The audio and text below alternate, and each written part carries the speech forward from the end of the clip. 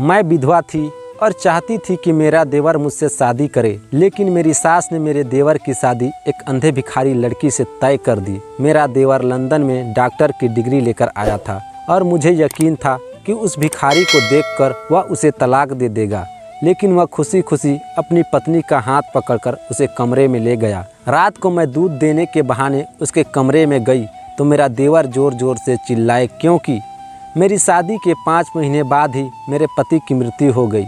मैं अपने दुख के 5 महीने अपने ससुराल वालों के साथ ही बिताए, जिसके बाद मेरे माता पिता मुझे लेने आए, लेकिन मैं उनके साथ नहीं गई क्योंकि मैं उन पर बोझ नहीं बनना चाहती थी। मेरी माता पिता की स्थिति कुछ खास नहीं थी। उन्होंने बड़ी मुश्किल से मेरी शादी की थी। मेरी सास के 2 बेटे और 2 बेटी थी। दोनों बेटियां की शादी हो चुकी थी। मेरा देवर मेरे पति से 4 साल छोटे थे। मेरे पति की मृत्यु के बाद मुझे लगा कि मेरी सास मेरी शादी मेरे देवर से कर देगी। मुझे एक उम्मीद थी, इसलिए मैं उनका दिल जीतने की भरपूर कोशिश कर रही थी। मैं घर का सारा काम खुद ही करती थी। रोज़ाना रात को सोने से पहले मैं अपनी सास का पैर दबाती थी। मैं अपनी सास की बहुत सेवा करती थी, क्योंकि मैंने सोचा था कि वह मुझे एक बार फिर अपनी बहू बनाकर इसी घर में रखना चाहिए। मेरी शादीशुदा ननद हमारे घर पर बहुत कम आती थी, क्योंकि मेरी सास ने भी उनकी शादी बहुत बड़े अमीर घर में करवाई थी, इसलिए उन्हें हमारे घर आना ज़्यादा पसंद नहीं था।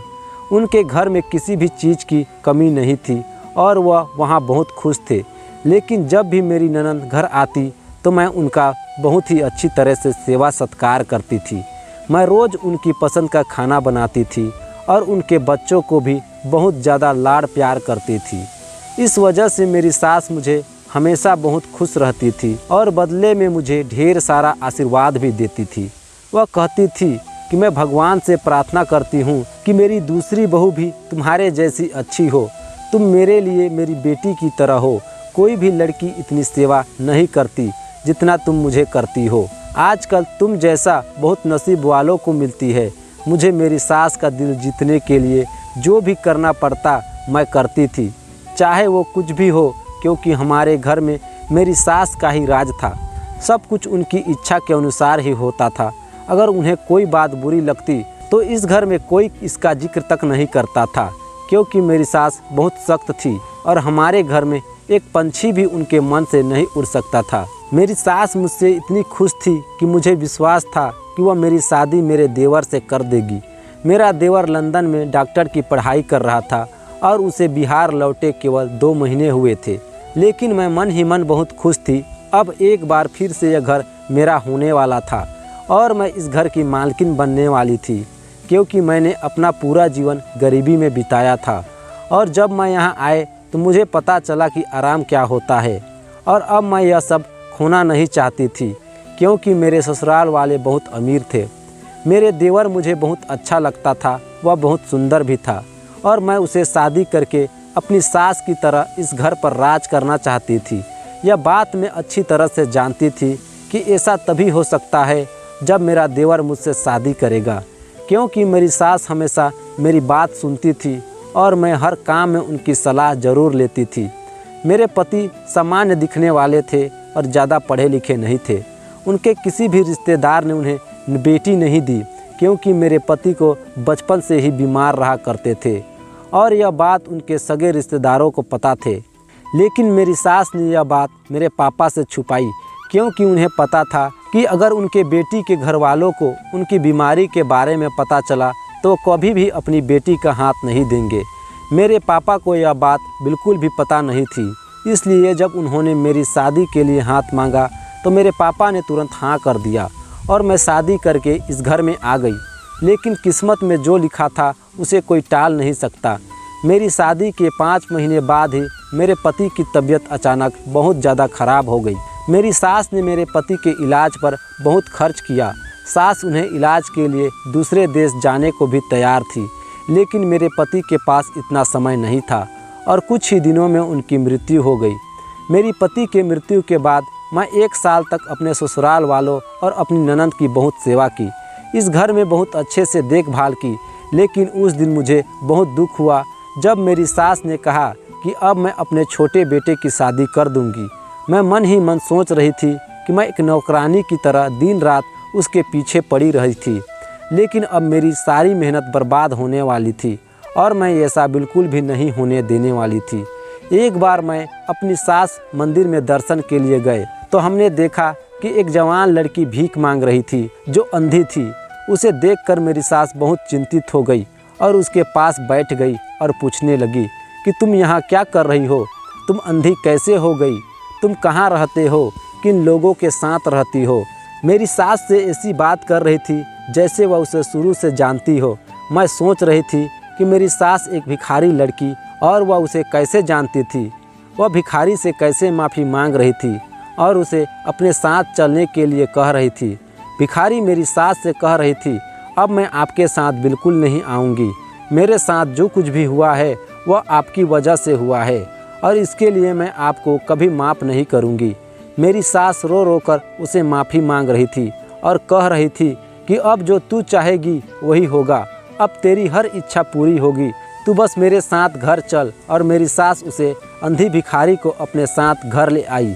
जब मैं अपनी सास से सवाल पूछा, आप इस अंधी भिखारी को अपने साथ क्यों ले आए हैं और यह कौन है, उस पर मेरी सास ने मुझे सिर्फ इतना बताया कि मैं उसकी शादी अपने बेटे संजय के साथ करने जा रही हूँ। मेरी सास ने ऐसा कहा तो मेरे पैरों तले से ज़मीन खिसक गई, क्योंकि मैंने जो सपना देखा था वह सब बिखरता हुआ नज़र आ रहा था। इतने कहने के बाद उन्होंने आगे कहा कि अब मुझे इसके बारे में दोबारा कोई कुछ नहीं पूछेगा। अपनी सास की इन सभी बातों से मैं हैरान थी। वह अपने डॉक्टर बेटी की शादी इस अंधी भिखारी लड़की से कैसे कर सकती है? मैं अच्छी तरह से जानती थी कि मेरा देवर उस भिखारी लड़की को देखकर ही उसका गला दबा देगा, क्योंकि वह लंदन में पढ़ रहा था और उसका सपना कुछ अलग करने में था। वह एक अंधी और भिखारी लड़की से शादी कैसे करेंगे? मैं अपनी सास के इस व्यवहार से आश्चर्यचकित थी। कुछ दिनों में मेरा देवर बिहार लौट आया और मेरी सास ने उसकी शादी की तैयारियां शुरू कर दी। मेरी सास ने मेरे देवर को उसकी शादी के बारे में बताया था, लेकिन उसने यह नहीं बताया था कि उसकी शादी एक अंधी लड़की से हो रही है।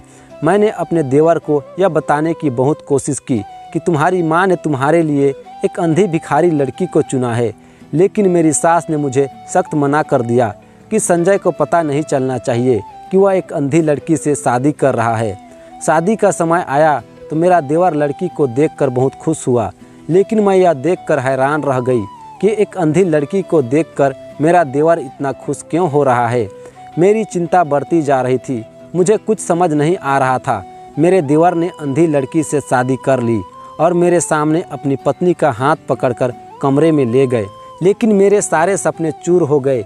मेरी सास ने मुझसे कहा कि तुम्हें अपने देवर और देवरानी की सारी जिम्मेदारियां निभानी होगी, क्योंकि वह अंधी है और कुछ देख नहीं सकती, इसलिए उनके खाने पीने से लेकर हर चीज़ की जिम्मेदारी तेरी है।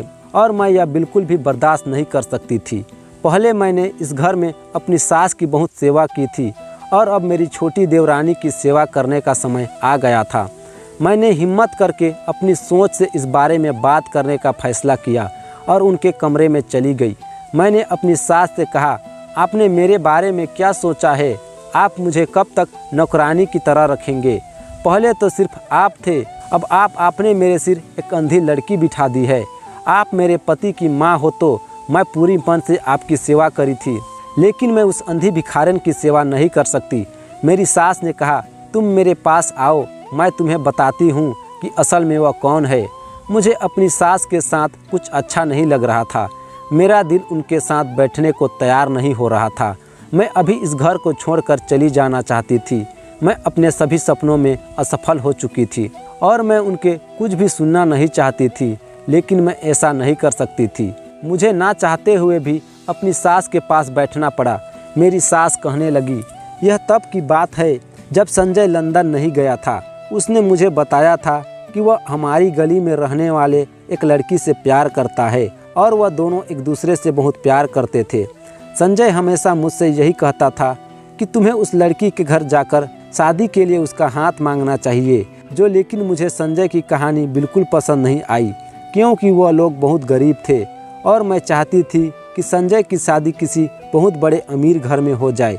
संजय ने मुझे समझाया कि पैसों का इंसान की खुशी से कोई लेना देना नहीं है, लेकिन मुझे यह बात बिल्कुल समझ नहीं आई।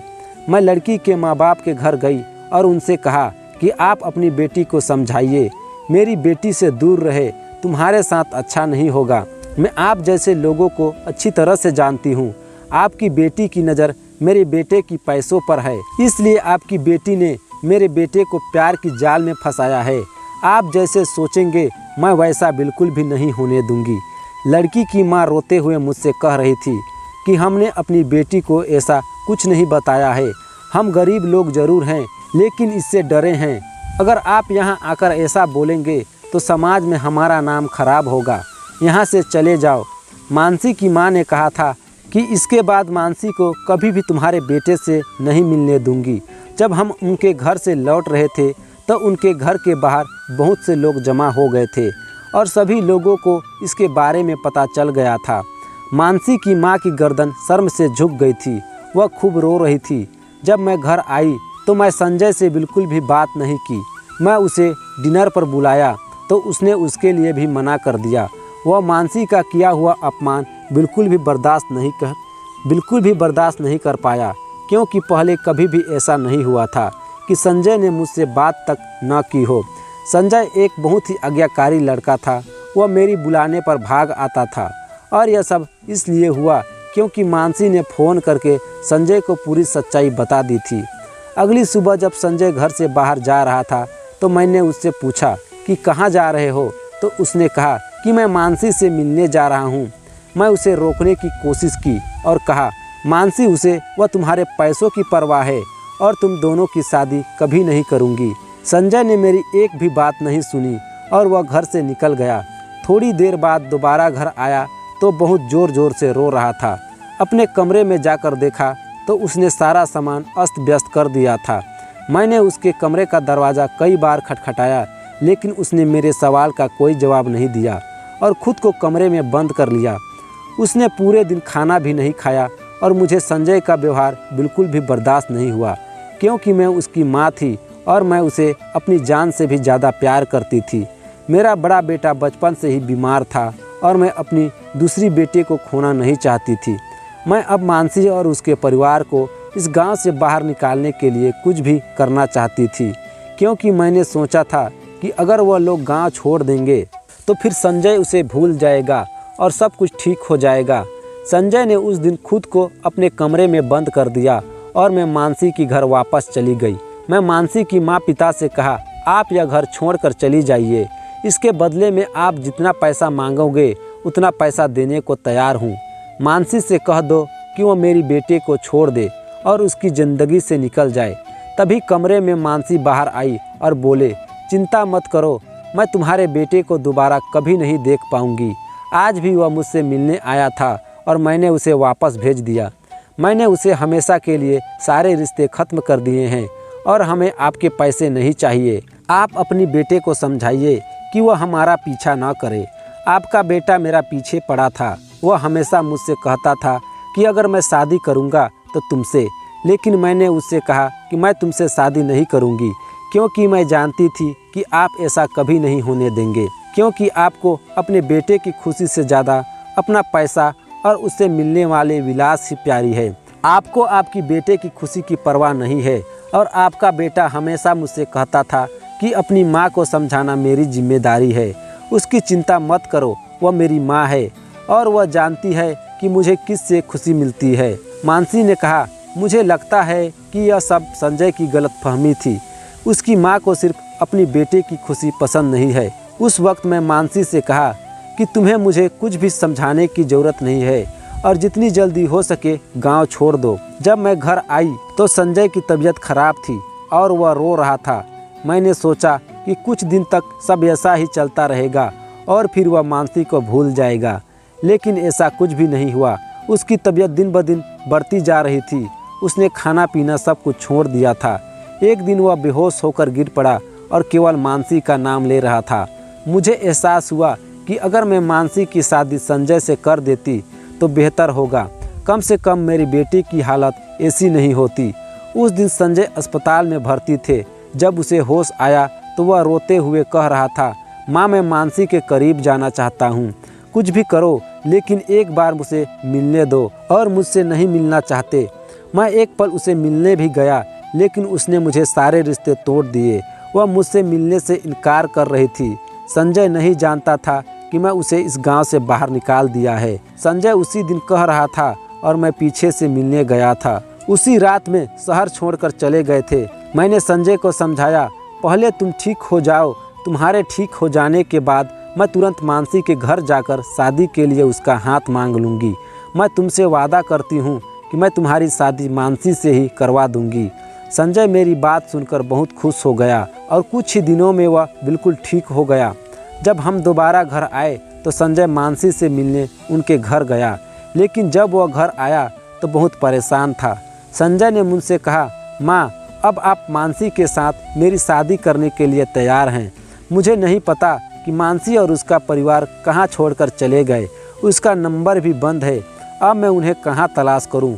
मैं वहाँ से सभी लोगों से पूछा, लेकिन किसी को भी पता नहीं कि वह कहाँ गए थे। मुझे नहीं पता था कि वह लोग वास्तव में कहाँ गए थे। उसके बाद लगभग 4 महीने तक संजय ने मानसी को हर जगह तलाश की, लेकिन वह कहीं नहीं मिली। संजय को यकीन हो गया कि अब वह मानसी से दोबारा कभी नहीं मिल पाएगा। संजय ने फैसला कर लिया था कि वह यह देश छोड़कर चला जाएगा और कभी वापस नहीं आएगा। उसका फैसला सुनकर मैं बहुत परेशान हो गई और मुझे अपने व्यवहार पर भी पछतावा हो रहा था कि मैं ऐसा क्यों किया।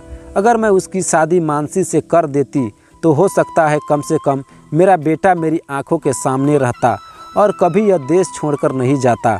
मैं संजय को समझाने की बहुत कोशिश की, लेकिन वह मेरी बात से सहमत नहीं हुआ। उसने मुझसे कहा, मैं तो बिल्कुल भी यहाँ नहीं रहता और यहाँ रहकर मुझे हमेशा मानसी की याद आएगी। मेरे लिए अब जीना बहुत मुश्किल हो गया है। बहुत रो रहा था और मुझे अपने व्यवहार पर पछतावा हो रहा था। मैंने अपने जीत के आगे अपने बेटे की ज़िंदगी बर्बाद कर दी थी। अगर यह शादी मैंने जल्दी से कर दी होती तो वह कितना खुश होता। अपनी बेटे की इस हालत के लिए मैं खुद को दोषी मान रही थी। मेरी वजह से ही उसकी आंखों में आंसू आए थे। इसके बाद संजय लंदन चला गया। मैं मानसी को ढूंढने लगी। मैं मानसी के सभी रिश्तेदारों से कह दिया था कि अगर उसके परिवार की कुछ भी खबर मिले तो मुझे बताना। लेकिन हैरानी की बात यह थी कि उन लोगों को भी पता नहीं था कि मानसी के घर वाले कहाँ गए। मैं रोज़ मंदिर जाती थी और भगवान से प्रार्थना करती थी कि मानसी जल्द से जल्द मुझे मिल जाए ताकि मैं अपनी बेटी की खुशियाँ वापस कर सकूं। और भगवान ने मेरी प्रार्थना सुन ली और मानसी मुझे मंदिर के बाहर मिल गई। मैं बहुत खुश हुई और उसे अपने घर ले आई। मानसी ने मुझे बताया कि जिस रात वह गांव छोड़कर जा रहे थे उसी रात उनके साथ एक भयानक दुर्घटना हुई थी, जिससे उसकी माता पिता की मृत्यु हो गई थी और मानसी की दृष्टि चली गई थी। मैं उसकी यह बात सुनकर बहुत रोई, क्योंकि उसके साथ यह सब मेरी वजह से हुआ था। यदि मैंने उसे यह कहकर गांव छोड़ने का ना कहा होता तो इतना बड़ा हादसा न होता। इसलिए मैंने फैसला किया कि अब मानसी की शादी जल्दी से संजय से हो जाए। और अब संजय लंदन से घर आया तो उसे देखकर बहुत खुश हुआ। संजय को खुश देखकर मेरी चिंता भी दूर हो गई। मैं अपने जीवन में एक पल के लिए भी संतुष्टि नहीं थी, लेकिन आज मैं बहुत खुश हूँ। मेरे लिए मेरे बच्चों की खुशी से ज़्यादा महत्वपूर्ण और कुछ भी नहीं है। यह सब बताते हुए मेरी सास की आंखों से आंसू बह रहे थे। उसने मुझसे कहा, बहू, मुझे पता है तुम्हारे मन में क्या है, लेकिन मैं वह नहीं कर सकी जो तुम चाहती हो, क्योंकि मैं मजबूर थी। तुम मेरी बेटी हो और तुमने मेरी जो सेवा की है उसका फल इस वक्त मैं ज़रूर दूंगी। अगर तुम चाहो तो मैं तुम्हारे लिए अच्छा लड़का तलाश करके तुम्हारी शादी एक अमीर घर में कर दूंगी।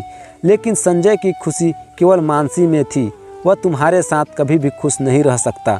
मैं संपत्ति के 2 हिस्से कर दूंगी। एक हिस्सा तुम्हारा होगा, दूसरा मानसी का होगा।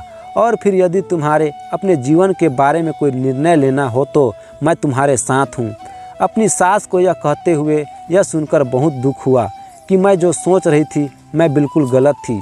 मेरे मन में पैसों का लालच इतना बढ़ गया था। मैंने पैसों के आगे परिवार का प्यार भी नहीं मिलेगा। अगर उन्होंने फैसला किया होता तो अपने बेटी की मौत के बाद मुझे मेरे घर भेज देते, लेकिन उन्होंने ऐसा कुछ भी नहीं किया। लेकिन मेरी सास ने मुझे अपनी बेटी की तरह अपने पास रखा। उस समय मैं अपनी सास से कहा कि मैं आपको छोड़कर कहीं नहीं जाऊंगी। मुझे आप लोगों के साथ इसी घर में रहना है हमेशा के लिए। मेरी सास ने मेरी बात सुनी और मुझे गले लगाते हुए कहा, तुम मेरी बहू नहीं हो, मेरी बेटी हो। यह सुनकर मुझे बहुत खुशी हुई। मैं सास से कहा, मैं संजय और मानसी को उनके कमरे में खाना ला कर दे दूंगी, आप उनकी चिंता मत करो। मैं उसका बहुत ख्याल रखूंगी, वह मेरी बहन जैसी है। मैं उसे कभी यह एहसास नहीं होने दूंगी कि वह हम लोगों से अलग है, वह अंधी है। इसका दुख भी महसूस नहीं होने दूंगी। उसके अच्छे से देखभाल करूंगी। मेरी सास ने मेरे सर पर हाथ रखा और कहा, वह मुझे तुमसे यही उम्मीद थी। मैं खाना लेकर संजय के कमरे में गई। जैसे ही मैं उसके कमरे में गई तो संजय फ़ोन पर केवल मानसी के बारे में ही बात कर रहा था। वह उसे कह रहा था, यह मानसी है, वह लड़की जिसके बारे में मैं हमेशा तुमसे बात करता था और मैं उससे बहुत प्यार करता हूँ और मैं भगवान की शुक्रिया अदा करता हूँ कि मुझे मेरा प्यार दोबारा मिल गया। और उसके दोस्त ने मानसी की खूब तारीफ कर रहे थे और वह सच में इसकी हकदार थी।